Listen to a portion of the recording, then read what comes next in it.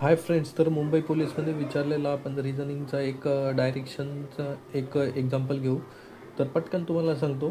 तर इथे तुम्ही बघून घ्या की जे आपले उत्तर, दक्षिण, पूर्व, पश्चिम जी दिशा आहे ती मी इथं दर्शवली आहे. तर यामध्ये कसं होईल बघा.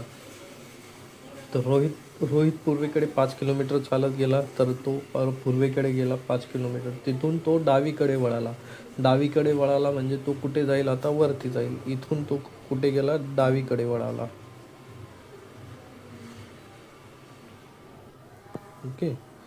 डावीकडे वळाला, पुढे चालत गेला आणि त्यानंतर तो पुन्हा डावीकडे वळाला. 5 किलोमीटर अंतर चालत.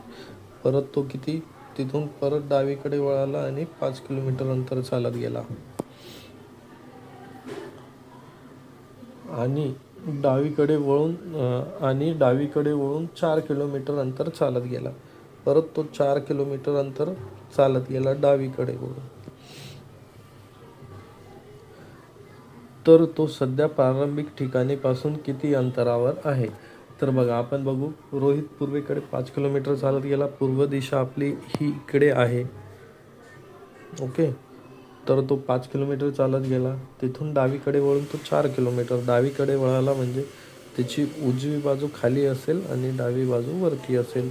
तर तो तिथून 4 किलोमीटर चालत गेला.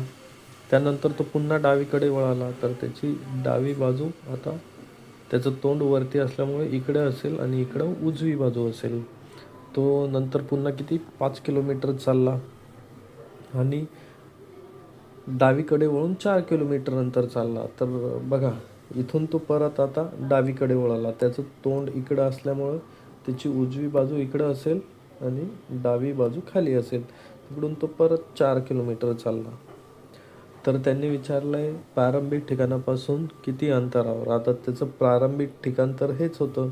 तो परत येऊन 5 किलोमीटर असा इथं गेला, परत 4 किलोमीटर उत्तरेकडे, नंतर परत पश्चिमेकडे, नंतर परत दक्षिणेकडे आला. तर म्हणजे काय झालं? तो प्रारंभिक ठिकाणाच्या स्थानी आला. म्हणून तो प्रारंभिक ठिकाणापासून किती? 3 किलोमीटर अंतरावरती आहे.